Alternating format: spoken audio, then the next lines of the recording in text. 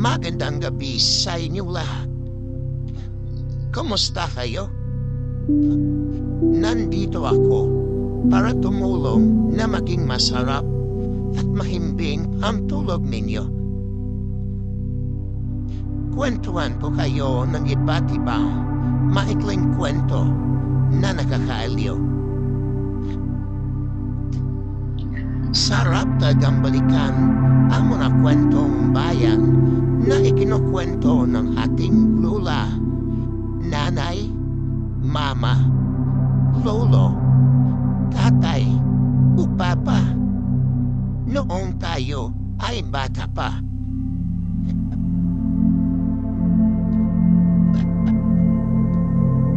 Para makatulog na kayo, sisimulan ko na ang aking kwento. Ito ay ang alamat ng saging. Noong unang panahon, isang magandang babae ang nakakilala ng isang kakaibang lalaki. Ito ay isang inkanto. Masarap mangusap ang lalaki at maraming kwento. Ipinagtapat naman ng inkanto na buhat siya sa lupain ng mga pangarap. Nabihag talaga ang babae sa inkanto. Sinabi ng inkanto na hindi sila maaaring magkasama.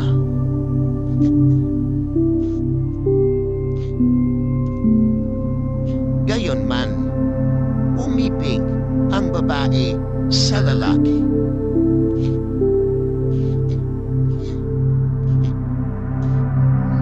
Isang araw, nagpaalam ang binata.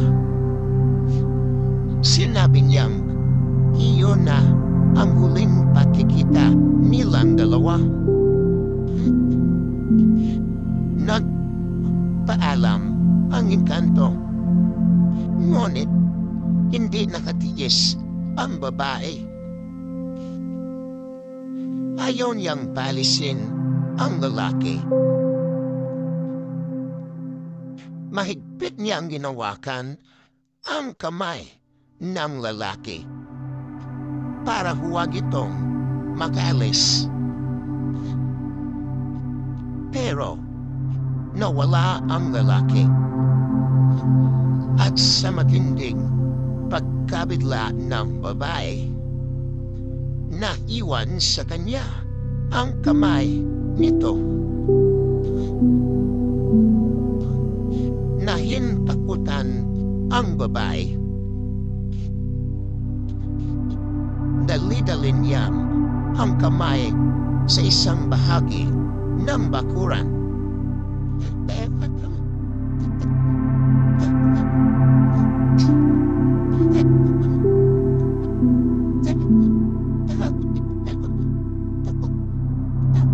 Kinaumagahan, dinalaw niya ang pork na pinagbaunan ng kamay. Napansin niyang isang halaman ang tumutubo. Makaraan ang ilang buwan, tumaas ang puno na may malalapad na dahon. Nagkabunga rin ito na may bulaklak na itsura daliri ng mga kamay.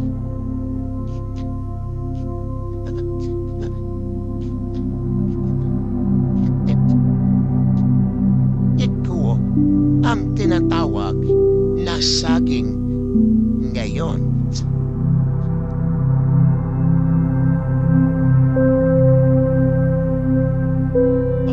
Mga apo, kung gusto nyo ng iba pang mga kwentong bayan na gusto niyong ipakwento sa akin.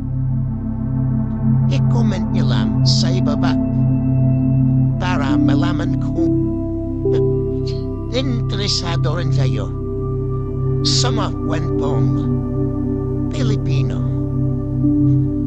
Maraming salamat sa inyo lahat.